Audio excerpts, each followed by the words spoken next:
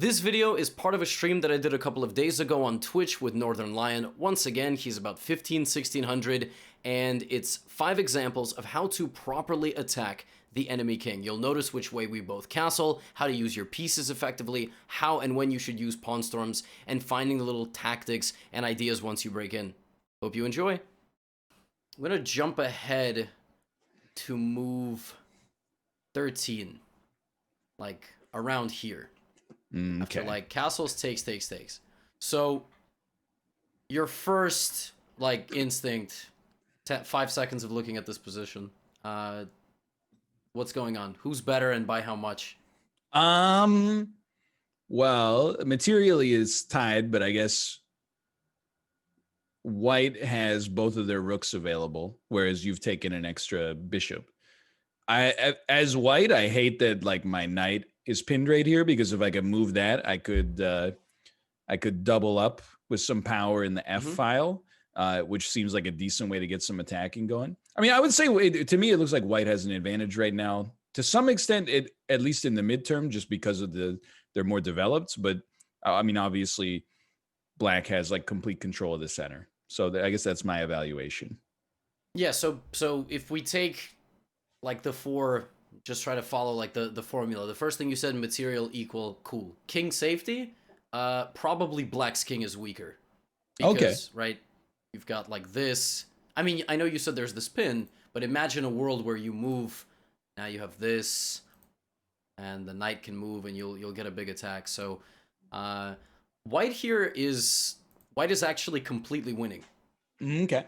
And that's because white has a jump. White can get a jump on black. Now in the game, my opponent played king h1 because he actually agreed with you. That's what I was thinking, yeah. Yeah, which, for better or for worse, in this particular case, the two of you agreeing, like king h1, it's a little slow. So in terms of being directly hostile and aggressive, what is white's most hostile, aggressive move, most threatening move that white can play? Well, bishop to h7. Aha, because you want to play here and here. You want to play bishop takes h7, king takes h7, and then this. Yeah, that'd be cool. Something like this. So you win a pawn in this way, but losing one of your most powerful attacking pieces is a little bit. You don't want that. Okay, fair enough. Yeah. So rather than doing that, and I'll tell you why, because this gives black time. And then after the queen is hit, black will also go here. Okay, yeah, that makes sense. And so now white's got like no activity because you're never moving your knight forward because I've activated my bishop. I'm going to put my bishop here, guard my pawn. So bishop h7 is an idea, but okay, I mean, same line of thought. Oh, then like queen to h5? Yes, exactly. Queen to h5. Because you're threatening mate, so they have to respond. Or if not mate, at least a nasty attack. Yes. So for example, if g6, I mean, you can already even consider sacrificing. Yeah. Because this. If the king goes to h8, for example, you have a very cool little trick. You can play, like, for example, check. So if the king goes to g7, check, and now you're winning 2 pieces. Yeah. Oh, sorry. You're winning 2 pawns and you're winning the bishop, rather than the last example where you would have just been winning 1. But yeah, of course, queen h5. Just in general, like queen h5, and then in the game, my opponent did this, knight c6, but now you still have queen h5. Right, yeah. My opponent went here, because that was very much their plan. So it's actually funny, this position is +8. Really? Despite being equal? Yeah. On material, that's funny. This move is crushing, and this position is 0-0-0. Oh, wow, yeah. So this is when the computer afterward would not even show you a suggestion, it would just say, like, you know, you're an idiot. Yeah, uninstall. Yeah, I mean, literally.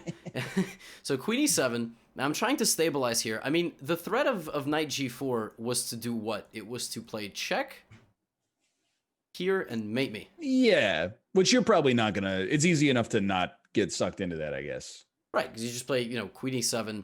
But now my opponent brings the next rook. So they've basically done what they think is the best. They've mobilized every single one of their pieces. Now bishop d7. And here, a really cool move. Bishop b1. Oh, okay. So what's the point? Um,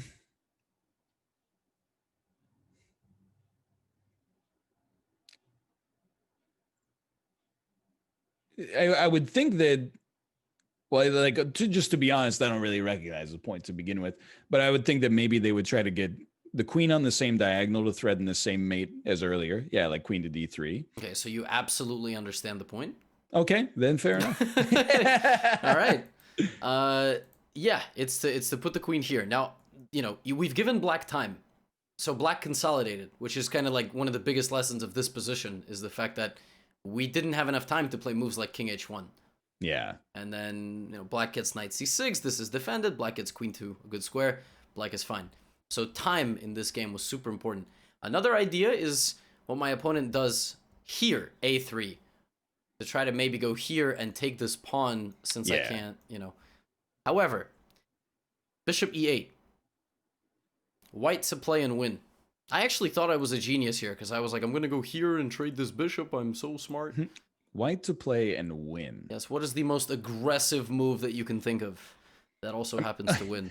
Well, I don't know. The most aggressive move I could think of is queen to f8, but... Okay, well, what's not allowing queen f8? Well, the queen would capture you, and then you would then get captured with the rook, and then they would capture your rook, so you lose a rook. So this is stopping you from doing that. Yeah.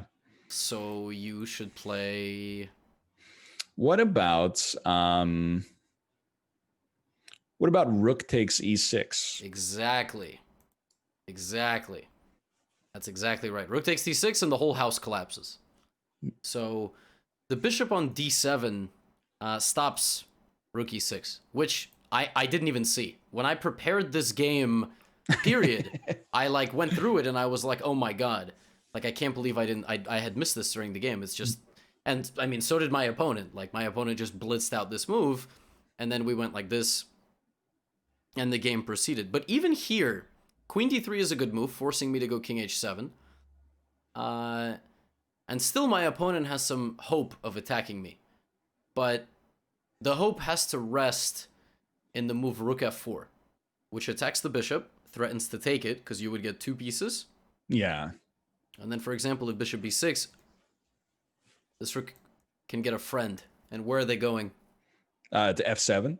Yes, and once you get to f7, you're also going to put something on f6, because that can't take. Right, yeah. And then you're going to hit this together. So, fighting for the open file with the pieces. Another idea, if you see this, what are you thinking? With this pawn kind of on g6, what are you thinking to do? Take it.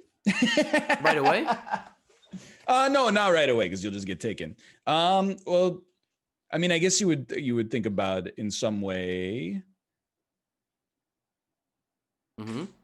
Pressuring it? Yeah, like putting the knight on e5 at some point to put some more pressure on it, or or maybe being able to put push your pawn to h4. Yeah. Yep. h4, h5. Exactly. I mean, you want to go here, but this is covering. Yeah. But you dislodge it and then get knight to e5 and then put the rook here. Yeah, exactly right. Long story short, this game kind of trails off of the instructive path and becomes ridiculous, and I ended up making a comeback. But it's crazy because nice. I was like, it was plus 10 for white. So, and it's essentially, this is just about time. You need to identify that you don't have time to go king h1 and make moves that just look like they're improving your position rather than actually creating any sort of threats. I think that's really instructive, actually, because oftentimes it does happen. I get some kind of advantage, and then I think I think what's a good move here instead of what would be a good objective, or what would be a good plan. How can I keep the from the first 2 lessons that we have, the advice of always trying to find forcing moves and high pressure moves that force your opponent to respond have been that's been really, really helpful. So I think an extra eye for this is going to work well for me in the future as well. Yeah, it's just basically not getting lazy, but also this is and I didn't mean that in a you're lazy, but I think we're all just a little bit I'm going to go here and then here and then here, easy, boom. Yeah. Rather than, okay, I got to get out before my opponent consolidates everything. Okay, good start. Here's the next one. I'm gonna invite you. Okay. I'm gonna do 5 of these today. Already between the smaller board and a little instruction, I feel like I'm getting my mojo back. Well, we're gonna play viewers as well. So Okay. this is the position. And you have white. Mm-hmm. Okay. So I'm gonna go here. Okay. Yeah. You have white. So create an attack. Okay. Queen to e4. Okay. Good start. Forcing me to do something. Yeah. So the thing about attacking chess is that, and again, in these games, there's a balance. Like, is it your pawns? Is it your pieces you're going to attack with? When you play attacking chess, it doesn't always have to end in mate.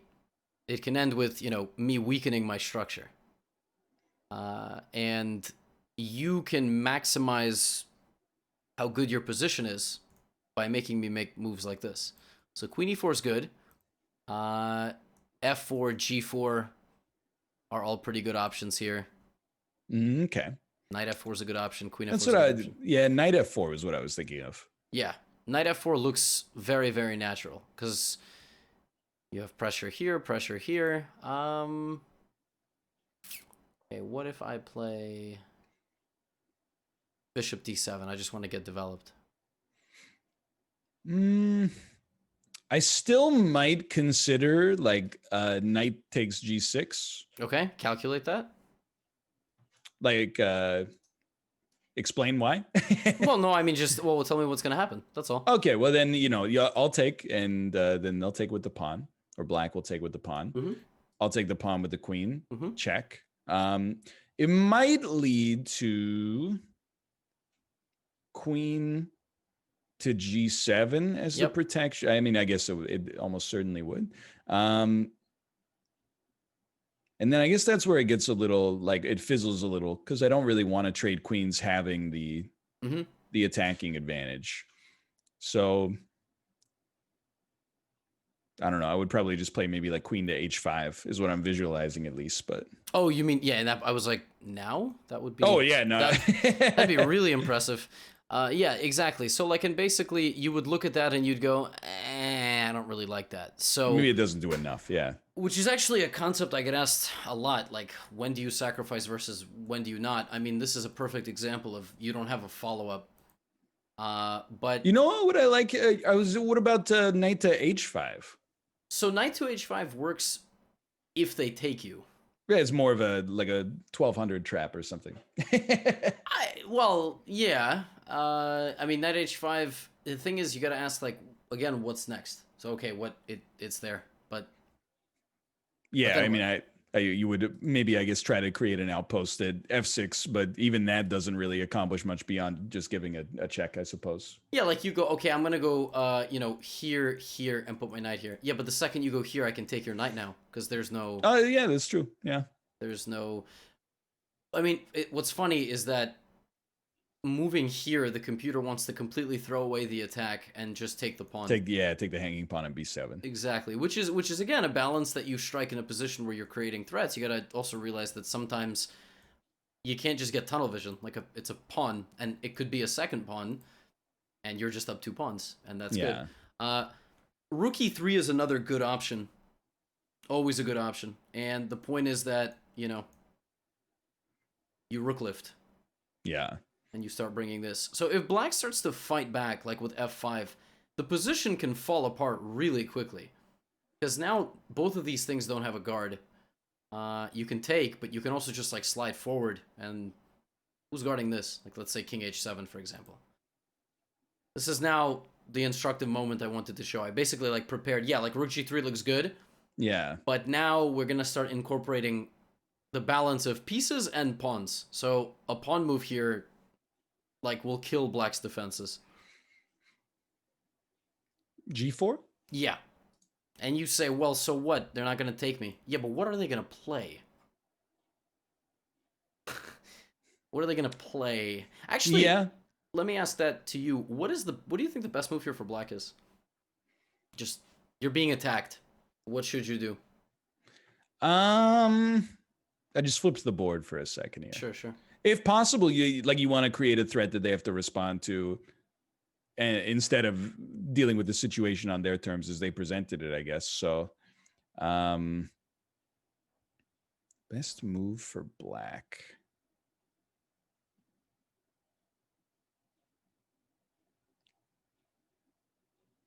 So that's one way to combat an attack, but the second attack, the second way to combat it is trade your opponent's most powerful pieces. Oh, so maybe you'd play queen to f6 then. Queen f6, exactly. Like this move is the first one that I'm drawn to. Of course, like I keep saying, there are pawns over there that we can take, but and we will actually. I wouldn't be surprised if yeah, or for example something like this, which would lead to a transformation of the position where we're no longer attacking, but we have activity and we're up a pawn. Yeah. We are up a pawn. It's just really hard to tell because this is 4. And that's 3. We have the double pawn, but we're up. We're pressuring this. We can go check in the future and take everybody. And it's like pieces throwing in the pawn to, you know, dislodge things at a good moment. And if you can simplify from being attacking to up 2 pawns, then you should. It's probably fine. Yeah. Yeah, exactly. Like, but again, it's thinking like, okay, in the game, my opponent played queen f6, and I just took. I was like, okay, great. And then they went here, and I took that too. So it was a very weird game, but again, it's the opposite side castling, and yeah, it's a combination. Notice how like I didn't go back to b3, I went back to d3 because I wanted to line up to the king. Yeah. And then the plan was like this: push the pawns, bring the knight, rook lift at a good moment, all these kinds of things. A lot easier when it's opposite sides. Okay, next one. Speed run these, and then we can. Yeah. No, it's good. Play some. I like hand and brain. Unless you had some other ideas. I think that's good. It's high pressure for me, which I think I play up to that level. So we're gonna jump. Well, we will see. We will see. I think last time we had a good time. Yeah, I thought so too. So this is the position. I guess you. Wait a second. If I'm trying to find a way, like you have the moves on the screen, and I'm just trying to find a way if I can like hide them. But... Oh, I'm not looking. I see them, and I know I could read them, but it would take too much mental effort. Yeah, I'm just like full training experience. Like normally you can hide it, but I can't. So I just have to rely on. Please don't. So knight b5, queen c8. How does white create an attack here? Okay. It's another game played. One of the few games in the past 2 weeks that I've won. A much more complicated position for sure. More closed. Yeah. More closed. Nobody's lost any material either. Yeah, astonishing considering I'm playing, but. I mean, one of the things I guess I would look for is like queen to h3 with the hope in the future to find the way to. I mean, obviously they're not gonna just let you mate in all likelihood, but to try to find a way to pressure the knight out of there. Mm-hmm. Queen h3 is Queen h3 is a great move. I see some questions about like knight takes knight, and then trying to take on f6. But the thing is, at the end of all that, you've given away 2 pieces. Like, you don't have enough. You need to be absolutely ready to create a final strike before you chop off all the pieces. Because now your rook's hanging, and you can get one move to threaten mate, and then I go here, and you go, damn. He saw it. Yeah. All right, well, I gotta move my rook now, and now black is just much better, because black is 2 pawns up. Sorry, as the 2 bishops. I don't know why I said 2 pawns up. Yeah. Basically 2 pawns up. Computer is apparently saying that c4 wins for black and is minus 2.5. So, why is that? It's because your pawns fall apart. Oh, yeah. But, okay, I mean, you're right, though. Queen h3. Great move. Okay. So, you transfer the queen to h3, have pressure on h7. Opponent goes g6, blocking your bishop. You see g6. What is the most natural continuation to this move? I don't know. Well, what strikes your fancy? What looks... That's the whole point. Well, I mean, G4. Yeah, G4. Okay, that's great. Like, to me, the first most logical move in the game when I was playing was G4. Of course, G4, G5. I think G4 is bad because... Yeah, exactly. Like, if you even... I mean, computer's funny. Computer wants a move on the other side of the board. It's basically just not afraid. It's not Probably afraid. a bad sign. Yeah. Is it this? Yeah, it's basically the fact that the knight can just stand in the way of the queen. Like, and okay, you can play this, which threatens mate. Actually, that's mate because of your bishop. But it's interesting. Black just plays here, and your bishop's out of the game. Of course, it's still a very complicated position, but at my level, that would be a win. Yeah. No, I think exactly. When I say G4, G5 is not supported by the computer, I don't care. Like, it's great that comes naturally to you. People were also during the game saying, well, G6 weakens this, so you should go here. And yeah, maybe I should have. During the game, I didn't just want to camp my queen there, because I just thought Black would be in time somehow. But Queen H6 is actually a really good move. Yeah, it looks interesting. I was worried about this, for example. And then just here. Okay, yeah. But apparently, again, according to Machine, I can just shred it all open and even sacrifice my queen. Well, really, the computer likes it. Yeah, computer thinks this is winning for white, which again, in a blitz game is not practical. I mean, you just see that you're gonna, you see rook e8, bishop f8. They're just gonna kick my queen out, and if you don't see f5, you literally have no advantage. Computer's two moves here are f5 and queen back. Right, or, or here, and then queen back. So, but I like G4. Very good. Another idea. Remember the rook lift? Okay, yeah. So I played rook f3 with the intention to, maybe play G4 and maybe play rook G3 just to hit this, because at some point you will have sacrifices.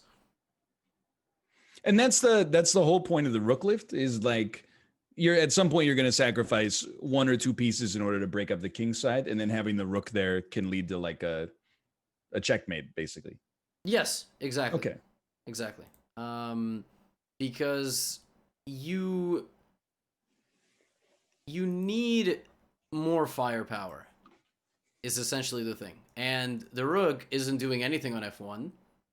And by having it on g3 hitting g6, you have a new piece. You just have the thing is on f1, you're looking at, can I break through here with my pawn? That's what my rook is supporting. That's why g4 is so good, because you have g5 and f5 as well. So you just transfer the rook over. Now the opponent goes d4, and we're not interested in we don't care. Right? Yeah. So we leave this. Oh, so we do care, I guess. Well, I mean, if you took, you'd go down the rook, which is unpleasant, but it's actually not even like horrible. But yeah, of course, just rook g3, knight e5, fe5, and knight comes to e4. Okay. Is this a good trade? And if not, then what's the alternative? Yeah. So my initial hunch as someone who's taken tests is that as soon as you say, if not, what's the alternative? Mm-hmm.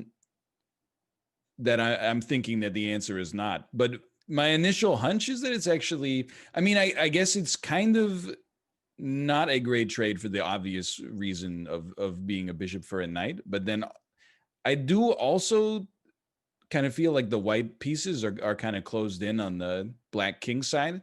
But maybe having this bishop available, like maybe the fact that the pawns are placed on the white squares is actually good, because it means this bishop can sacrifice for them for an attack. So I mean, if there's a different way to get that knight out of there, because right now the bishop is essentially doing nothing, then it might be worth it. But otherwise, I don't know. I would probably take, honestly. Yeah, I in the game I took. Now, don't worry, I'm not trying to set you traps. I honestly just... No, yeah, I know. Just you only have one other move if it's not take. It's here. You can't go here because you get forked.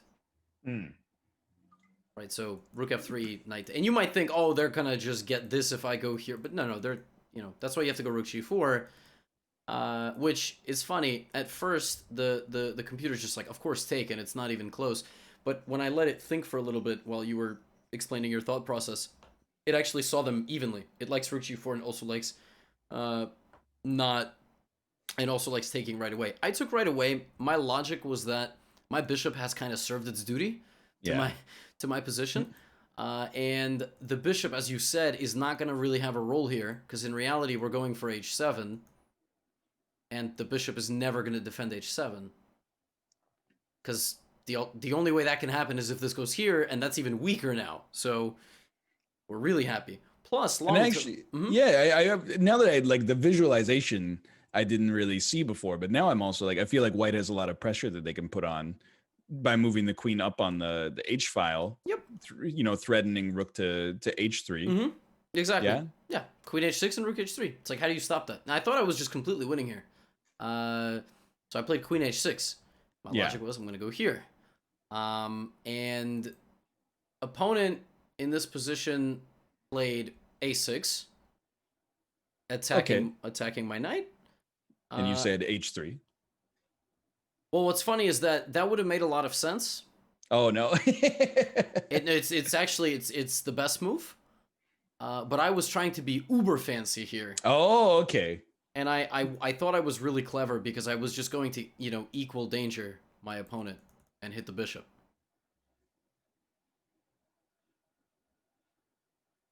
So the point is that if take, you just can't stop this at all. Yeah, because the only thing that can stop it right now is like g5, right? Exactly. Yeah, it was g5, and I had options. I could have played knight d6. I could have played rook h3. Please, if anyone is ever considering playing knight a3, it's time to pick up checkers. I mean, you gotta go and get this trade because you remove another defender and you're attacking. So, but I again, the concept of a danger level, right? Which I made a video about this on YouTube, and the top comment there, well, I pinned it, was accusing me of plagiarism because they're saying I didn't invent this concept, so therefore I shouldn't have made a video about it. I was like, yeah. So doesn't this kind of suck for you, Nello? Like, what if they just go to f5? Right. So if they go to f5, what do you do? Doesn't suck. Well, that's a good point. You just go to e4. Yeah, that's exactly okay, what fair enough. Yeah. All right. So this was my logic in the game. I was like, if d3, bishop f5, e4, and I win, and I'm right. Like this whole thing was correct. And if they take my knight, I take the bishop, and we win. They like, this is what I was thinking. They just can't stop my attack. Like, there's nothing that they can do. But what's funny is that there's a constant defensive resource in this position.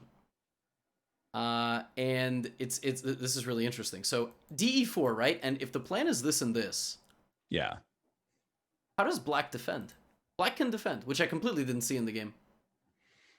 So it's black to move here? Yeah, and you just got to make sure that you meet this move with a defense. Yeah.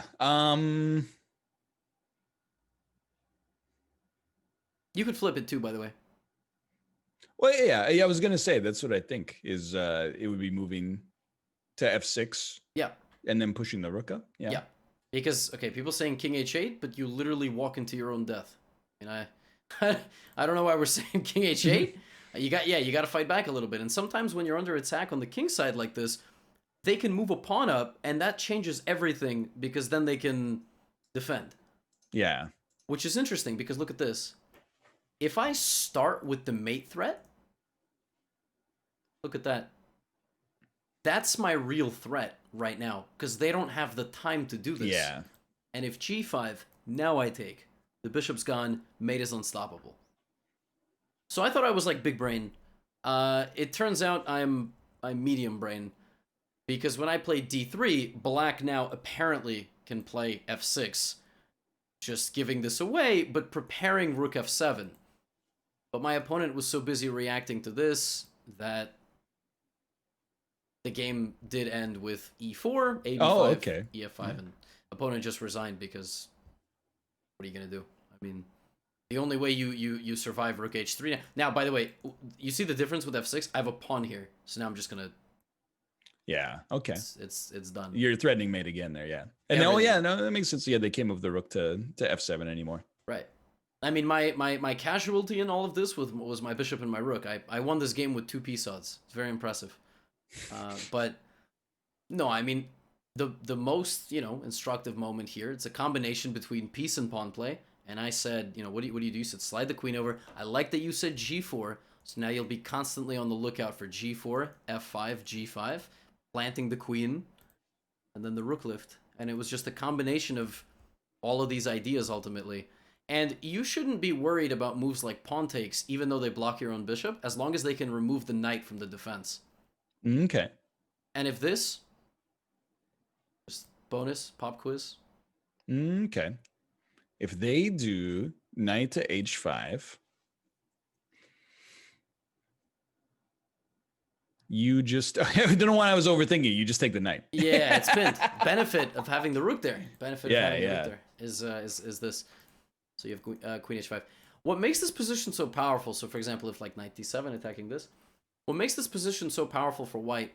Have I ever said my like attacking rule of +2? No. Okay, so again, it's this thing that I totally invented and has never been known to mankind before me. Of course, yeah. It's your attack will be a lot more vicious if you have at least 2 more attacking pieces than they have defenders. Okay. In this case, you have how many attacking pieces? 3. Maybe 4. They have no defenders. The pawns don't count. Yeah, I was like, it's kind of rude to the pawns, but... I mean, listen, we're heightist. They need to be taller. And then, so like, but the pawns are basically sitting ducks. Like, we're just waiting to chip away at all the pawns. But no knights, no bishops. And we can just, there's all sorts of sacrifices looming. Plus, like I said, at the end of the day, if you want to take a pawn for your troubles, then you'll be happy. So e takes d4 and you're pleased. So, let's do one more. Okay. Back this up. But we'll fill 10. Let me invite you.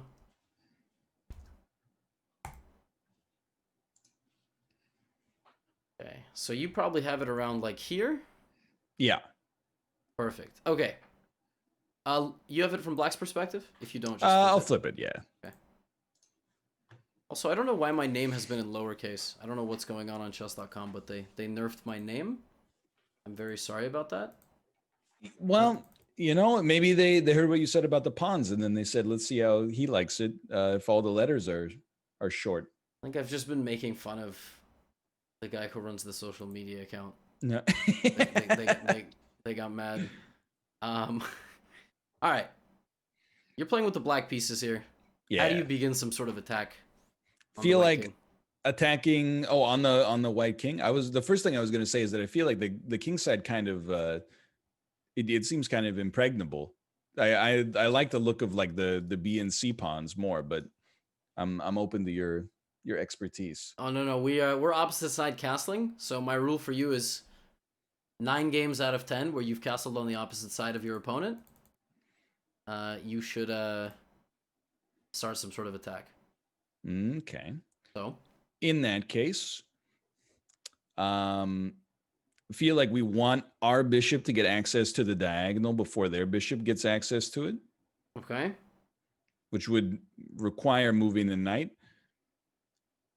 Yeah, I don't know. Long term, where should it go? Like G4. I think if we're doing an attack on the king side, G4, yeah. Yeah. So, G4? well, in that case, the easiest way to get the knight to G4 is probably pawn to E5 first. Oh, you want to open the position? Yeah. Well, I guess now that I think about it, that kind of sucks a little bit as well because they can move their rook over to D1, and in one move we're kind of placed on the back foot. Ah, that is exactly why if you want to start an attack, you should not open the center with trades. Because also the queen now patrols. Okay, yeah, so makes sense. The rook comes in. Yeah, so it's gonna have to maneuver. So what's the move then? If we want to get the knight to g4, certainly a trip. Well, I mean, it doesn't have to be like to g4. I just mean to the king side. Well, you would do it to e7 then. Yeah, knight e7 is a central idea to this position. Okay. Like this will happen. It's not what I played right now, but I played it shortly. But I love the fact that in all this, you said we have to win the fight for the diagonal. I mean, my God, what a cultured man. We have to win. At one point, I knew what I was talking about in this game. Oh my God, he said we got to win the... You were the first 1600 in the history of mankind to say that. Yeah, that's a really nice move. Trust me, if you look at some of my recent games, I'm the first 15 or 1600 to make a lot of moves that I've made recently. Listen, we're not going to look at those games. We're going to look at, when you said knight to e7. Okay, but I want you to go caveman mode first. So okay. When I say caveman mode, that means pawn storm. Okay. So just h5? Yes. Okay. Let them know you're here. Because now their knight can't really ever go to attack you anymore. Sorry. GM arrow drawer. Because the h4 is coming. And you might play this, you might not. You know, if you play it like knight takes, you might not sacrifice. You just open your rook. It's a lot easier to lose your pawns on opposite side castling because you just put your rooks. So opponent goes h4. Which makes what weaker?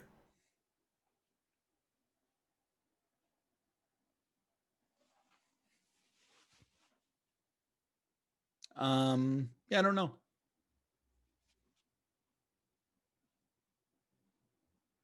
So those two squares. Okay. Right, so like g4 has a little bit of a target. And then this has a little bit of the pawn has two guards. Okay, yeah. Now the pawn's moved up. Rook g8. Nothing unnatural, right? Rook d1. All right, your plan. Knight e7. Knight e7. And opponent goes c4. So the idea of c4 is to do what? Well, if they play c5, if we take with the b pawn, I mean, obviously there's a threat on the queen, but if we take with the b pawn, it totally opens up where our king is. Yeah, and for that reason, I was like, nah, I'm going to play c5. You're not going to do this to me. I call the shots around here. But if we want to start an attack, we have to keep the position closed. Yeah. And if I had just kept up with my plan here with knight f5, now you see I have a sacrifice looming. Because I'm going to get the queen and the rook there together. And the bishop from a distance pressuring. So imagine a position where white is, just I'll do an arrow, I'll draw nothing. Like for example, something like this. Yeah, that looks pretty good. It's over. Game is over because this and this. Whole thing collapses. Sacrifice at the right moment. Two pieces on the G file. And if c5, I can take it. I can also just not take it. Like that's the thing that I completely underestimated. I can run my queen into the same diagonal. Because my opponent doesn't have a knight move that defends the bishop. If they go here, I just take and I win. Right? So queen takes and the game is over. So, with that in mind, I played c5 because I don't follow my own rules. And then after this. See, this is the issue. I kind of let my opponent simplify. But queen c2... And now knight f5. So what's the threat of knight f5? They can't capture on g3 if you take it. Perfect. Yes. I want to go here. It's also not easy to defend this.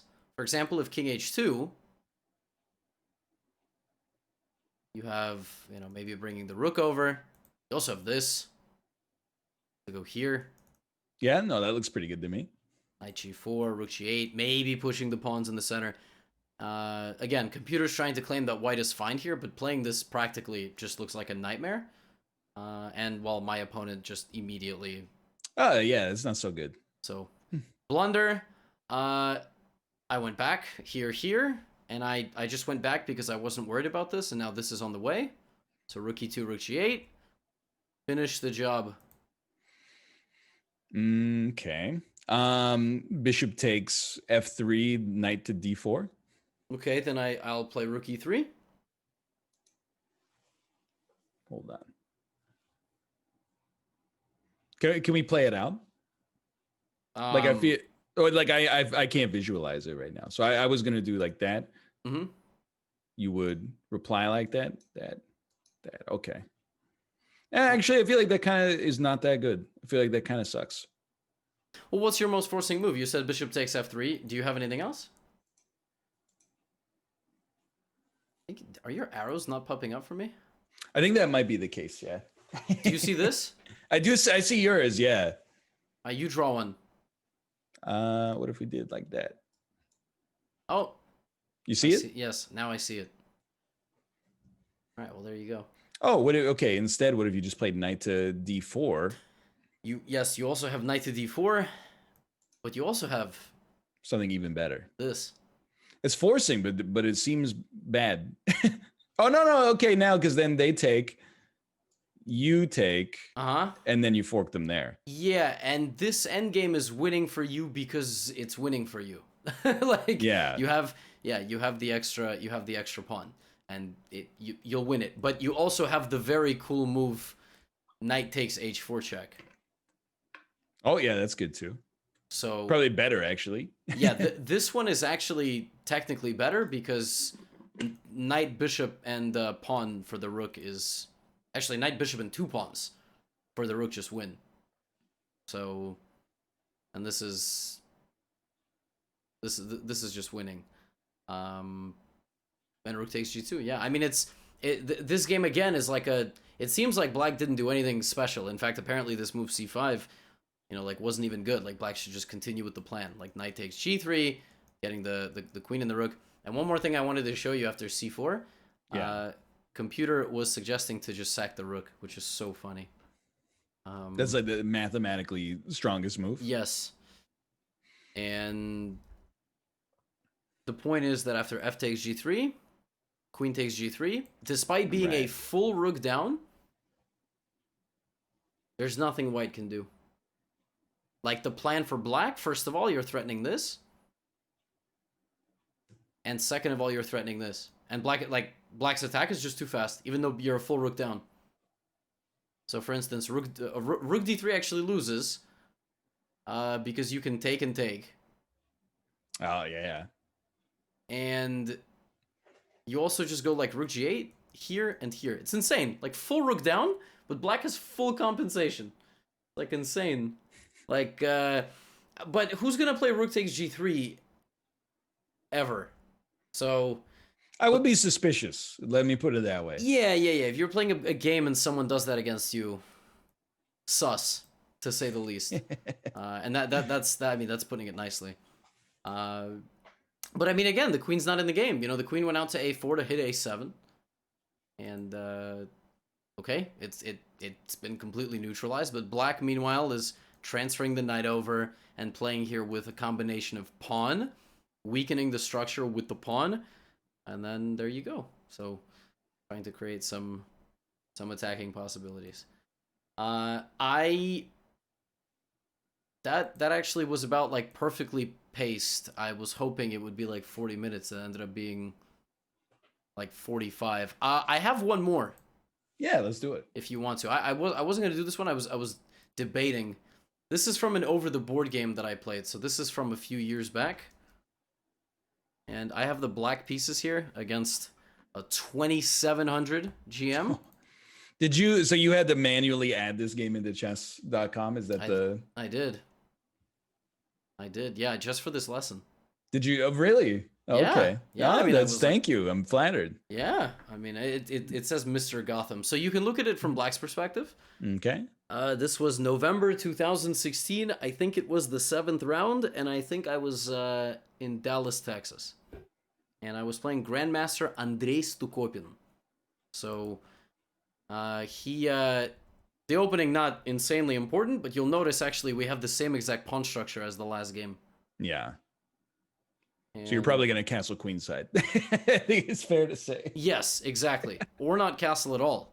And so Okay, now, yeah. I see I start doing some things with my pawns here. I got the queen b4. Someone pointed out that was an interesting month. Yeah, actually, that was an interesting month. Okay, so right now, opponent goes g4, trying to break up my structure and go bishop g2. What's worth more than a pawn? Everything else? That is a that that's right. I would hate teaching you kid version. In this position, how do we create a threat worth more than a pawn?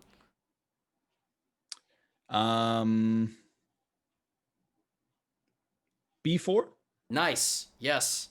Pawn storm. Beautiful. Knight e2. All right. Now, this one's a little bit harder, but I'm gonna give this one to you. C5. Okay. Why? Because if G takes F5, what is the best move for black here? Because you just opened this, and this is defending it. So what do you want to play here? Given you just push your C pawn, that's kind of the C4? hint. Yes. Yeah. And you see what you're doing. You're like, this is really good for black. Hmm.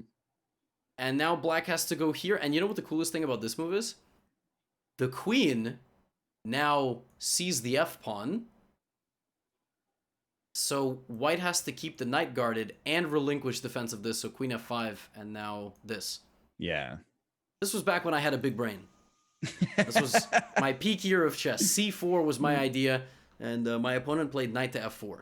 Okay. Now again, in this position, I can play C4, and I did because that was my idea. Opponent goes here, and I guess I will just say when the queen moves here, what's the threat? It's actually it has nothing to do with the queen. White is threatening something else. Bishop takes C4? Yeah. So how do you defend that and add more pieces? Rook to C8? Rook to C8 is good. There's one more way. And add more pieces. To the party. Knight to B6? Beautiful. Knight b6. Imagine if this knight was not here and we would get to go here. Oh, that'd be so nice. Like, it feels good, no? At some point, you're like, oh, I'm going to go here, and then I'm going to mate. And it's going to feel so good. You know, like, knight b6. So opponent goes rook g1, unpinning. Okay, yeah. So that's what that's all about. Now, this game is kind of like, it's why I didn't, I was like hesitant about showing it, because the next few moves are a little bit wonky, but they're the best, is why I'm like kind of proud of this game. So now you go bishop e4, which when I play it begins to make sense. What is the idea of bishop to e4? Threatening C2? Yeah, literally, by the way. Like, even though it's protected, you're threatening to sacrifice and just kill. Like b3, c3, everything. So opponent went back, and I think just literally missed how strong this sacrifice is. And what's interesting is that queen takes a2 immediately allows rook b1. So I played the in-between check, queen a4. And you that is go interesting. Here, right? This. So opponent has to go here. If b3, take, check, you're dead. Absolutely dead. Rook is coming, just like you said earlier. Take, rook is coming. So king c1, and now, rather than go here, because it gives my opponent like time to potentially maybe get some pieces over here, how do we shred it all open?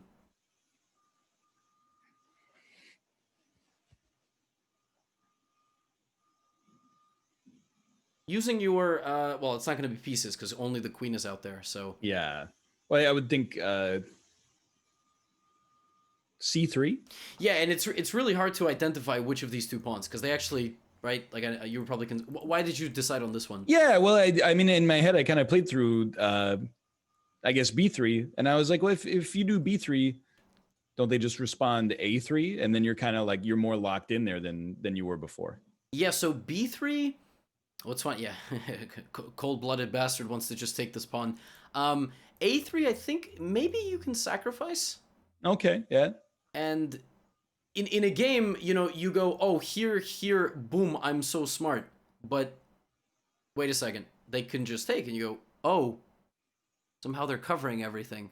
Now, granted, this was a 90-minute game, so I had some time to kind of work it out. So I played C3, and I was really proud of myself. I was like, he's gonna take. I'm going to take. I'm going to put my rook here.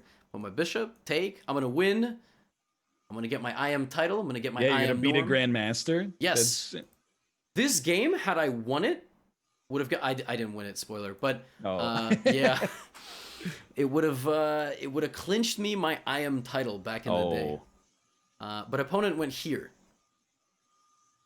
So what's the threat? Rook on h8. And what else? Well, then the rook on a8 as well. No, not the rook on a8. It's protected. It is, yeah. No, there's another threat to this move besides this. Like, white has a move here. Like, rook g8 loses the game.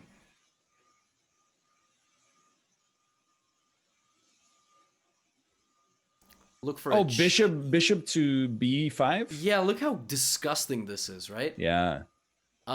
Okay. What is the only move in black's position that prevents both of those things? From your rook from getting taken and the fork. C takes b2. Oh, yeah, I forgot. You actually can do that as well. Okay, forget the c-pawn can take anything. Yeah, okay. You're right. I honestly, hand to God, I forgot that could happen. Besides that. It sucks really bad, but you could queenside castle. It doesn't suck really bad. It's the top engine move, and it's the only winning move in the game. And you know what's the craziest thing? So first of all, c takes b2 is okay, but the problem is that like white literally just takes, and it looks like you have an attack, but you have no attack somehow. You're just too slow in this version because this is not what you wanted, and now this is still hanging. So, but that's why I said. And by the way, you can also even take a knight, but it makes no difference because you can't defend yourself. And you don't want to castle kingside because you literally hang mate in 2. Oops. Yeah, that's pretty bad. Yeah, it's a pawn takes pawn mate. And no, long castles is the only move. And in the game I played queen takes a2, and I'll show you what happened. But sometimes in attacking positions you have to be creative, and that's like the craziest thing here is that all of this is guarded. I'll tell you why I didn't play this. I thought this was too slow, and I thought my opponent would go here. And it, like, check this out. I can go c2. Okay. Rook d2. Like, take. This is what I saw. And I was like, where's my attack? I thought I was attacking. But I have, like, nothing here. I mean, of course, engine gives whatever. But I was, like, calculating all these lines, and I realized that if I just take on a2 and I get checked, I move my king. By the way, if I move the other way, it's mate. Yeah. So I lose a rook, and then we just repeated moves here. So I thought after it's a stalemate? It's going to be a draw. I calculated this far in my head. This is what I saw. I'm winning. I'm so smart. Look at me. I'm winning. I'm threatening mate. The queen's hanging. But what did I miss? From this position? Yes. White to move and save the game.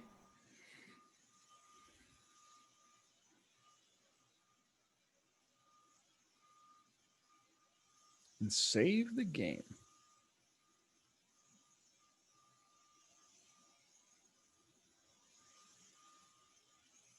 Knight takes e6? Yes. Had some people in chat reading the computer suggestions. I was like, chat, y'all saw it in 2 seconds? Really? I didn't see it like for 15 minutes of thought? Knight e6. And here's the funny thing. So I'm down a lot of material here. How much? 7 points of material. If I take, opponent goes check, I move my king, and the opponent goes king c2 and runs away. Game gets a little weird. Yeah, a little bit weird, and I'm losing. I can't, The problem is the queen and the king both get away. I had both of them hostage, and now they both get away. And if I take with the knight, I take the knight with the queen, I'm this. What is this? Yeah, it's over. Yes. And last but not least, the move that I played in the game, which was king b7, and I just said, "Oh, look at me, I'm so smart. No checks now." But there's this. Yeah. And if I take it, the opponent's not going to take back. they're going to run their king. And I'm still down a full rook. And there you go. Like, all this happens and the king just gets away. And I remember seeing this and realizing that I could draw this game, and I was like, oh, thank God. I mean, and the game just draws. It's like the weirdest repetition ever. I mean, the knight cannot be taken. This king c2, king d3 idea is ridiculous, but it's a last resort. Sometimes when you're king, it's like a lot of... This is obviously like a much higher level game in terms of the attacking play, because everything is less caveman-like. You're not just chugging. It's like very controlled. You know, bishop goes out, sacrifice, the in-between check, the pawn breakthrough. But then also this counterplay idea, you know, not just sitting back and getting steamrolled, but, you know, playing queen e5 and threatening this. Like, I right here, I just thought I was invincible. I was like, I'm gonna win this. This guy's trash. Like, this guy's terrible. And then queen e5 happened, and then I went, oh. Uh-oh. And that's where you sit there like this for 40 minutes trying to puzzle it out? Basically, yeah, that's what classical chess is like. You blunder an idea, and you sit there thinking all sorts of things. Why did I come to this tournament? Why am I playing chess? Why am I not focusing more on school? I should really get a girlfriend because it was 2016, so so there was no Lucy. And I was just thinking like all these, you know, existential thoughts. And my opponent, meanwhile, was just going like this. And, you know, I was telling him that I thought he could have played one of these positions for a win somewhere here. I don't remember. I think this was a draw, but I don't remember. Like, maybe he had a moment here he could have tried to play. Oh, here. He didn't have to take my rook. He actually could have just played king c2. And then like this and this. And even if I get this, I'm just losing. My position is really bad, even though material is completely equal, because I can't stop his attack. And I remember sitting at the game going, oh my god, I'm actually going to lose this game. And after the game, I asked him, I was like, why didn't you just play king c2 right away? And he's like, well, no, you know, I was just so happy not to lose this game because I was sitting, you know, for so long. I thought I was just going to get killed, but, you know, and he's like, I saw the repetition and I just like said, screw it. And I drew the game. Yeah, he had the same moment. He's like, I got to get a girlfriend. Why am I not, you know, focusing on a more professional life? Yeah, probably. He's like, why am I losing to this dummy kid? This 20-year-old goofball, you know? But yeah, I mean, this was kind of like the culmination. So I think like for the last part, maybe we do a hand and brain. You have to go in 15 minutes? Is that the plan? 18 minutes or so.